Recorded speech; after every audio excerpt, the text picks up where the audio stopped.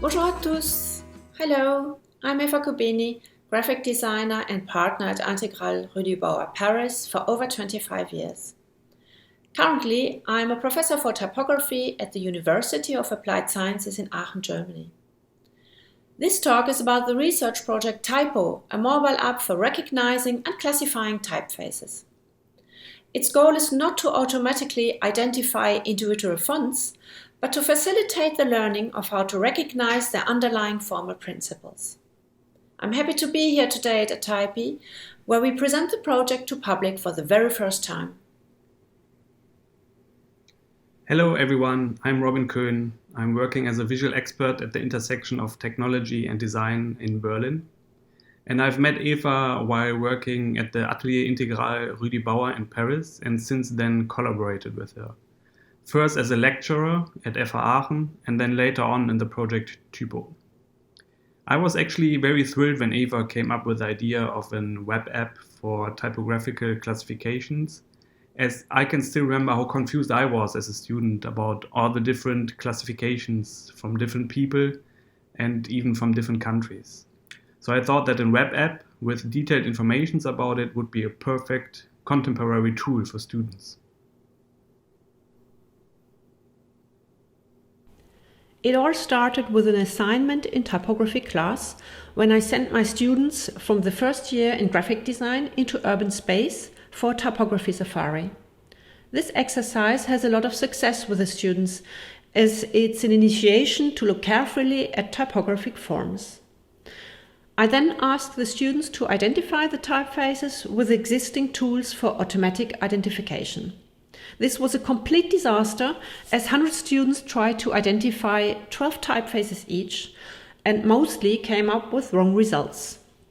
I realized I had to find another way to explain the different typographic forms. Thinking about possible solutions of the problem, I remembered the step-by-step identification guides for mushrooms that we used in the pre-internet era and transposed this principle to typeface identification. Instead of a book, it seemed obvious that a mobile digital solution would fit better today's needs.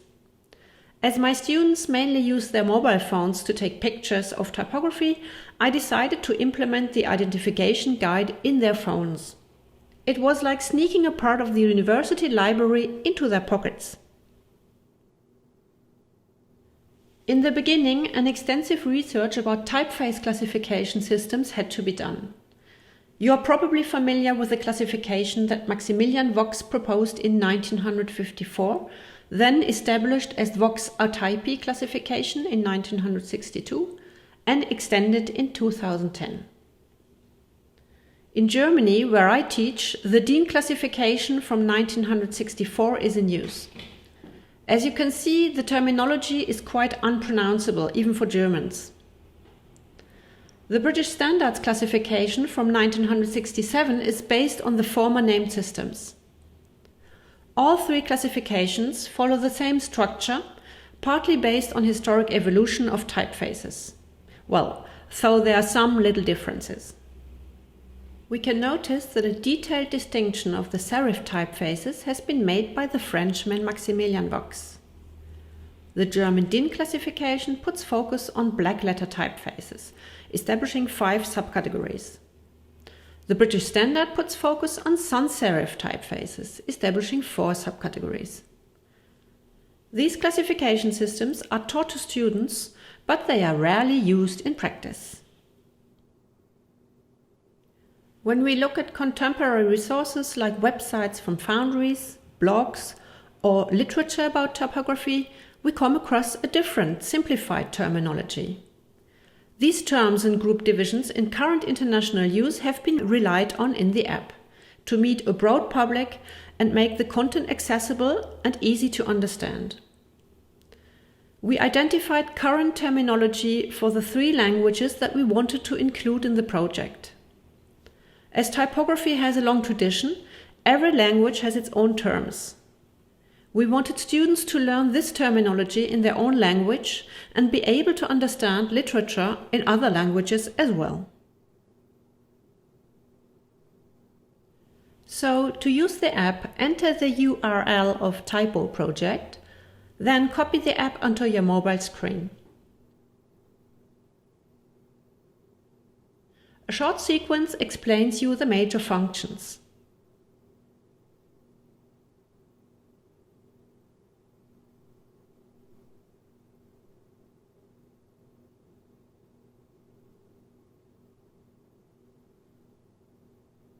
Close the pop-up and get started. The starting page is the Learn section with an overview of the main categories.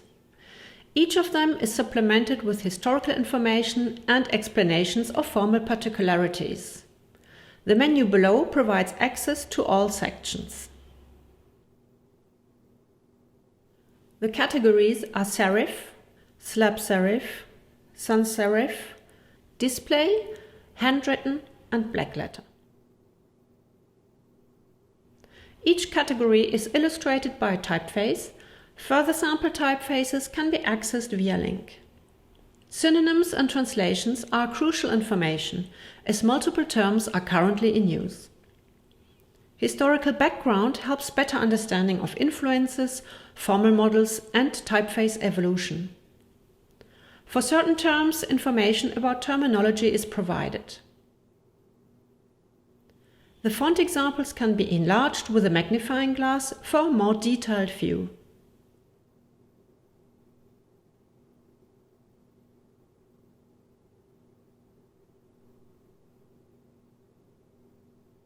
These informations are provided for every typeface category. Users slide directly from one category to another.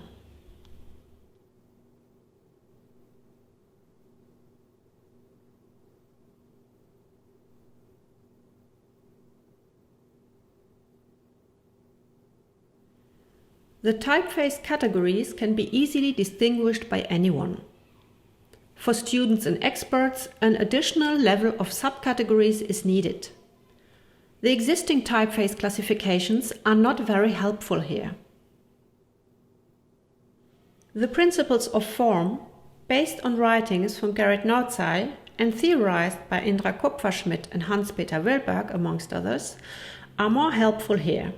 Especially in text typefaces, we can distinguish between dynamic, static and geometric letter forms. Defining these subcategories helps us to see and understand the underlying formal principles and to make a better use of type, for instance when combining typefaces. So we decided to use these subcategories that are actually in use for the text typefaces. That's what you see on the left side. The other subcategories follow the existing classification norms. Though, as the Dean Committee actually works on a new typeface classification, they might have to be adapted in future. As the app is conceived for multiple languages, terminology has been translated into English, German and French. Based on terms actually in use, we try to keep names short, to avoid historic reference and to use logic terms for subdivision. For instance, dynamic serif being a further specification of a serif typeface. In the app, each category has an overview of the subcategories. A link leads to the relating information.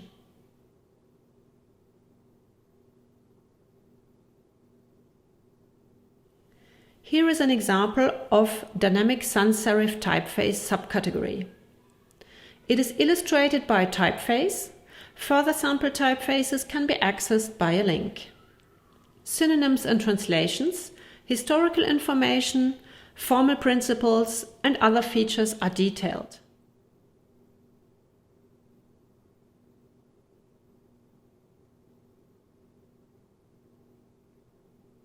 The user can slide from one subcategory to another to visualize and compare the formal principles.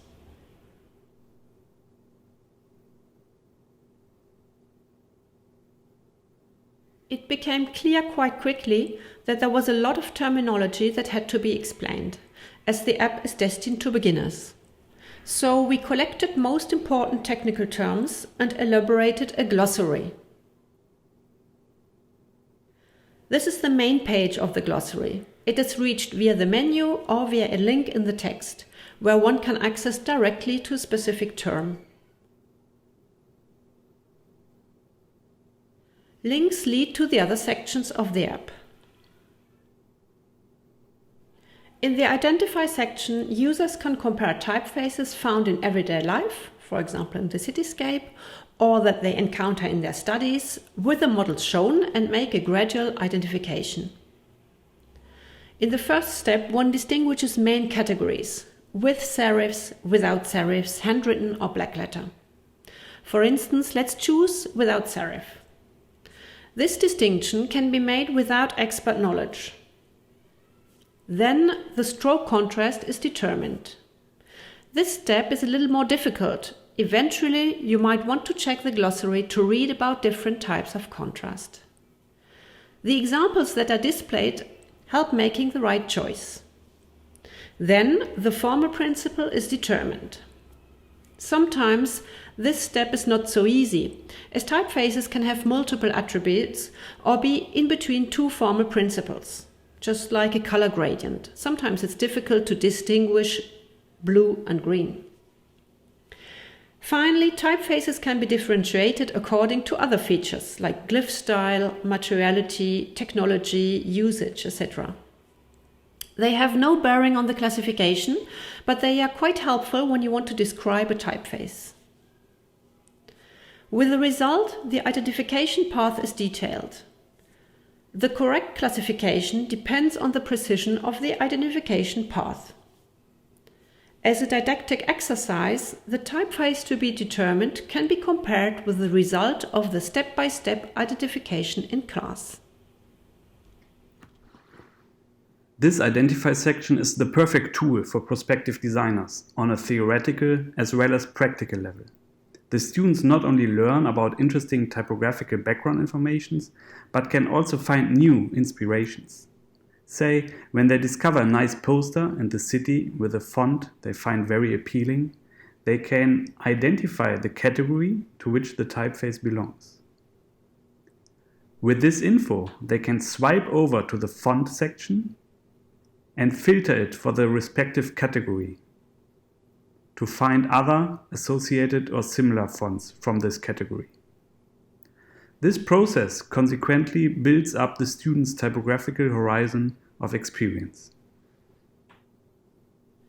As we consider knowledge about typefaces necessary for using them, we added a specific section.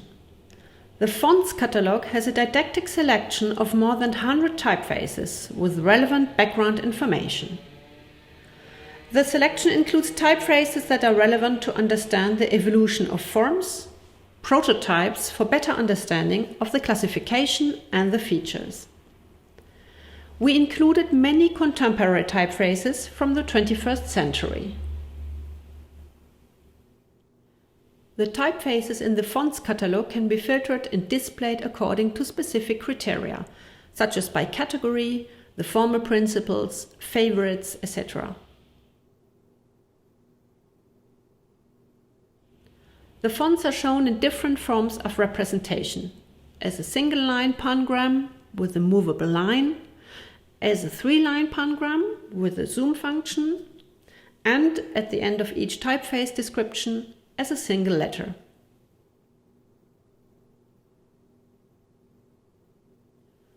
All typefaces are classified according to their respective regular style font. Other variations like weight, optical size, width, and slant are not listed separately.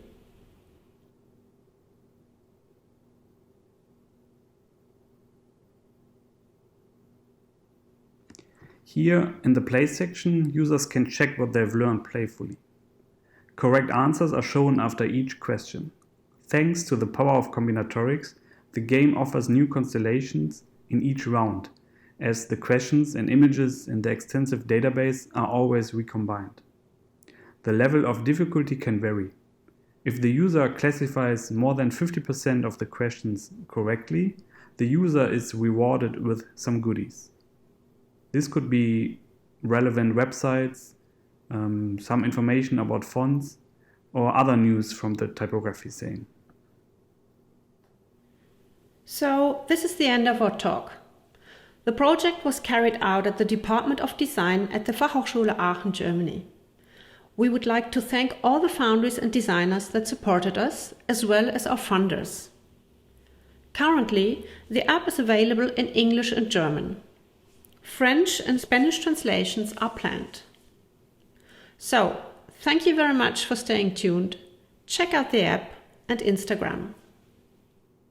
Actually, I'll ask questions now, if that's okay. Yes. I jumped the gun. I apologize. You answered the one question about Spanish. They had, at the very, very end, they had asked if it was available for Spanish. They also asked if it was available for Portuguese. The languages are a very interesting question. As you noticed, maybe we considered that 3 languages had to be integrated at the beginning because terminology comes from these 3 languages. French, English, and German language was very important for us.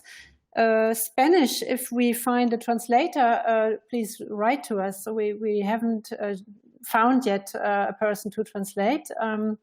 Spanish would be nice, but it's a project that has been funded as a research project. So we always have to find new opportunities when we want to extend the app. So that's some concern of translations or content. So as soon as I find a possibility, I would be very interested in all kinds of translations. Perfect. What happens when a typeface fits multiple categories, such as handwritten display or serif display? Does it take on these situations? The goal of the application is to teach the eye and to learn terminology and to look at things. So as I said, sometimes there will be many situations where you're in between decisions, and there's not a wrong result. There's just, I think what is important is that the result of the application is a result you need to discuss with somebody. The application is a learning tool, but in the ideal situation, it's complemented by discussion with other students, with teachers, other people. So you might sometimes need to consider your identification, and you need to discuss it. And maybe there's not one solution. You saw that in our research about typeface classification for since 100 years, we are trying to find classification solutions, and none of them seem to work. So I think what is more important is to try to have a common language, to find terminology to speak about forms, but it's not so much about finding the right classification. I don't know if this was understandable. This actually leads directly into the next question. Are typographic fonts use classic and contemporary, or a mix of both? And if there are contemporary fonts, are they constantly updated? The project aims to be accessible to beginners, so students in the first year of studies of graphic design, or even people outside of graphic design studies, as everybody uses fonts today.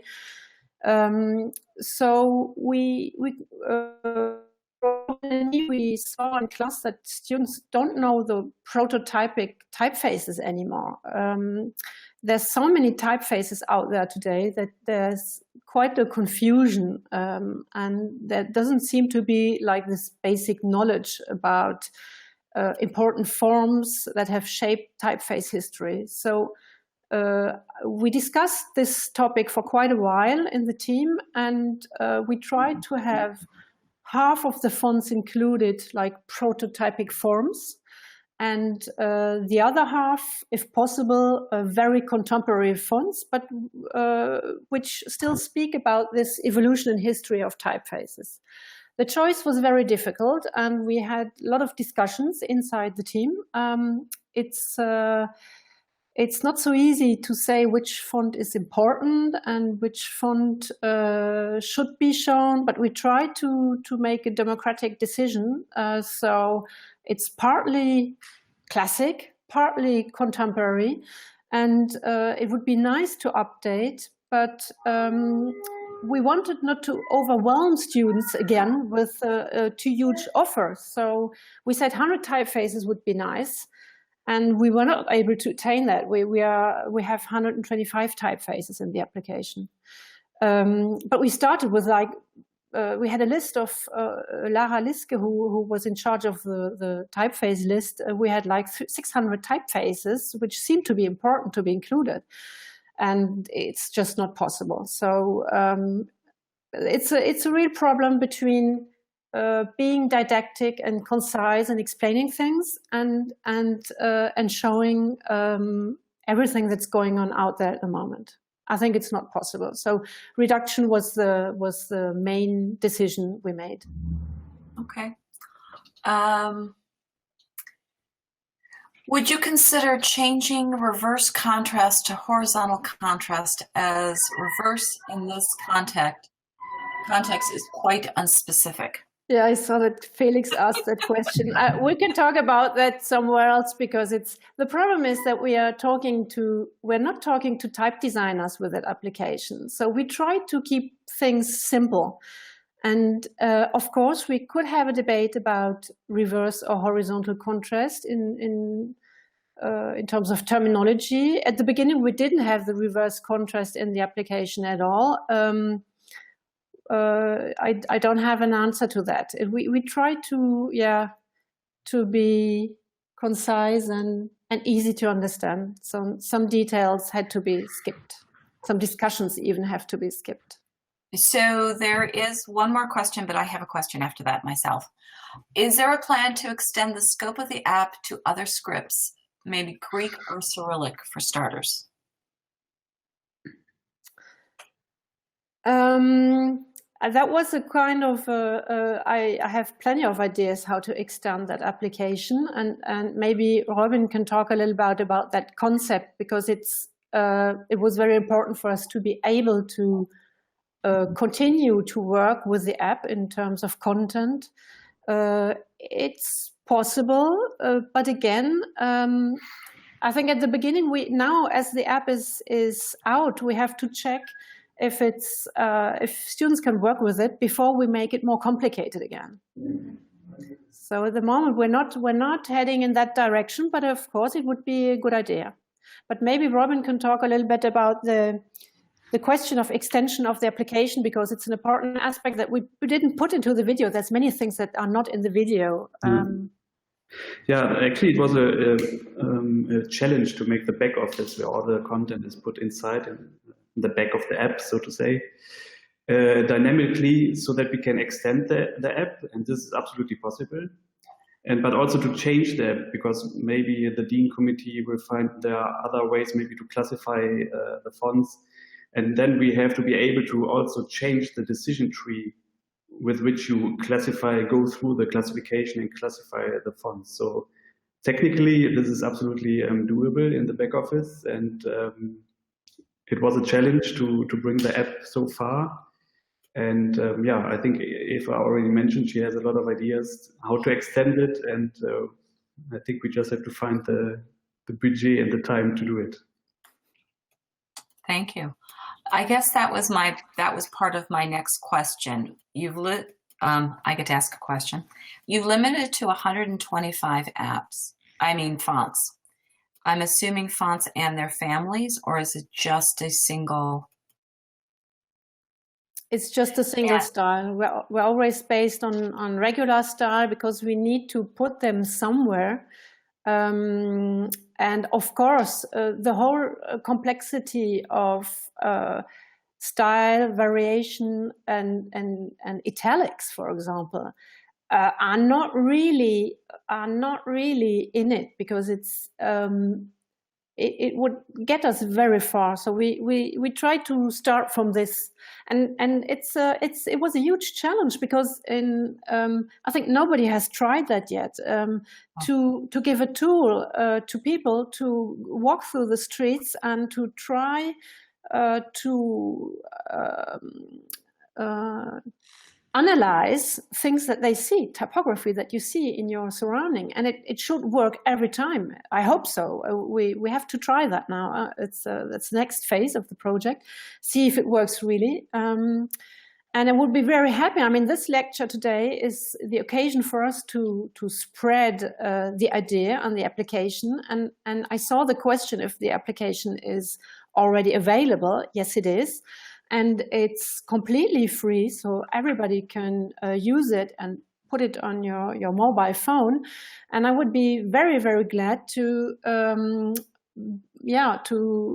see it live its own life. So maybe have some professors or interested students who show it to other people, use it and give us feedback to see how it works, because it's a kind of a it was kind of a crazy idea to do that, and I would be interested in the result, because the result will be known only by using the application. So what you said about variation might be a very challenging question for improvement, maybe, if we find that some questions are not considered by the application. So there's another question in the line, but is there a way that students or individuals can become part of your study group or user group so that they can test it for you?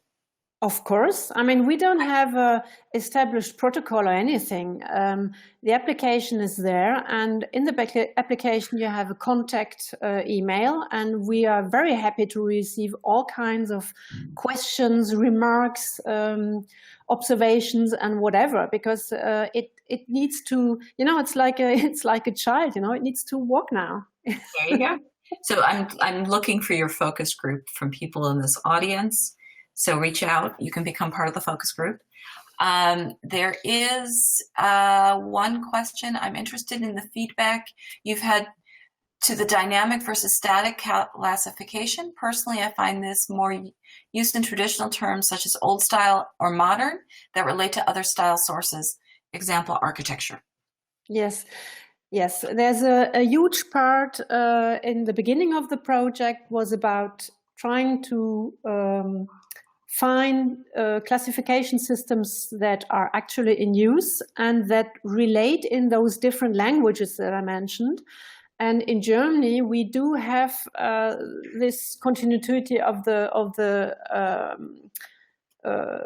formal principle concept. So dynamic letter forms versus static letter forms, which comes from Gerrit Nordzij and other theorists from the 60s and 70s. And in Germany, we continue to use these terms, and we only translated them back into English. And I think that they are a little bit less known. They're not very known in France either. So this concept is not from us. It's just something that exists out there, and we try to bring it into this idea of describing forms and giving a terminology that's understandable for everybody. Very good. Thank you. I've just saw another question. Is the app downloadable from the App Store? It is not. So we don't want to go through the Apple App Store and all these App Store stuff. So you can just type in the domain and then put it on your home screen. So you can always access it directly from the home screen. So it's not a native app, but it's a web app. So you don't have to hustle through the App Store. Just download it directly on your home screen again. Sure. That's good. The App Store also, for those in the audience, they do take a percentage of sales, regardless if it's free or not. So they do make a charge for that. So they're going about it. Robin and Eva are going about it the correct way to make it available for free. Exactly. Yeah, especially it was important for us being a research project that has been elaborated in a university. We needed it to be able to last for quite a longer time, and we surrounded a little bit the problem of updating different systems and stuff like that. That was for us a good technical way to have something that's freely available but stable in technical terms for a longer time. How often do you anticipate updates for your app? No money for updates at the moment. Great. I mean, it will be. It's as I started this project, I mean, we said in the video that it's kind of idea of this mushroom classification books. It just popped up like an idea, and since this idea has popped up, I'm running behind it to make it come to reality with Robin and with all the students that have been involved.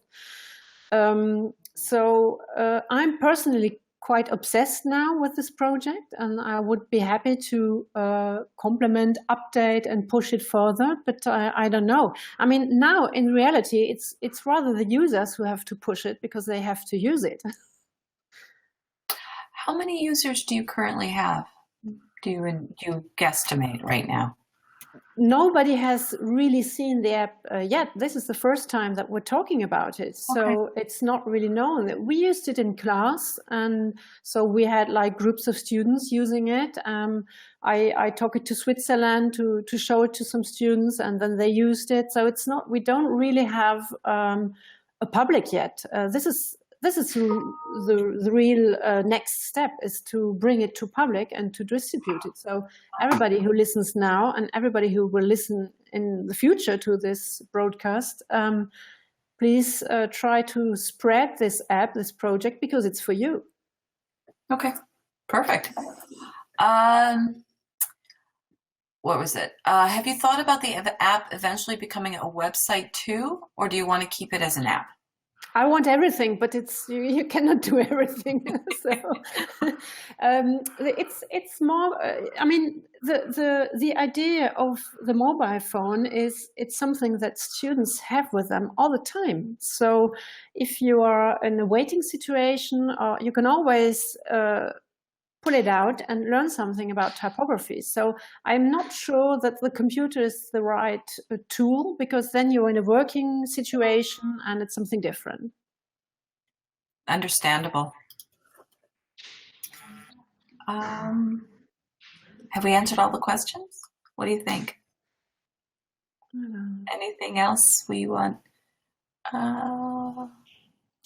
Did you post the website where it's available? Yes, Simon did. And by the way, Simon is one of the students who worked on it. He had his talk yesterday. That was something I wanted to mention maybe before the end. This project, it's not just Robin and me. It's we had a group of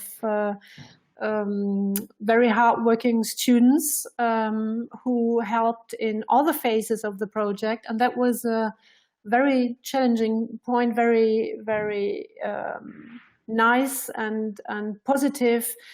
Those students are young students, bachelor students, not already specialized in typography, and they had the capacity to bring very important parts to make this project come to real, and that's something very interesting. I have never done that before. I've already worked with students, of course, but to make this kind of research and to bring it into reality is very challenging, and I was very glad to have those very special people around us, around me and around Robin.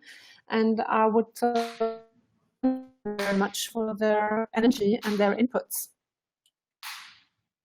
Thank you. That's actually nice to hear. The fact that you gave them such a responsibility is really quite nice to see. Most times they're told what to do and they're not allowed into the process. Yeah, no, I think it's very important, and I think the application wouldn't have its quality today without their input. They have been a very important part of, they are a very important part of the project. That's fantastic, especially since they are the user as well in most cases. Exactly. Yeah. Perfect. At this time, if we do not have any other questions, comments, I'd like to thank both of you for all of your time and all of your work. This is a lot of work and research that's going into this project, because I'm assuming it's going to be ongoing, because I think it will pick up legs and go elsewhere. And thank you for sharing your time with us. Thank you for being here. And I look forward to seeing it, the next steps. And yes, I'm going to go download it. I admit it. Thank you very much. Thank you very much. Thank you all. And I forget something. I forgot something. Fiona said thank you. Fiona, you're in there, and maybe you saw that there's 50% women in the application. Fantastic. Thank you. Yes, that's great. Okay. Thank you very much. Thank you. And everyone, remember, there is the Hangouts, and there are other talks coming up for the rest of the day. Thank you. And we'll see you soon.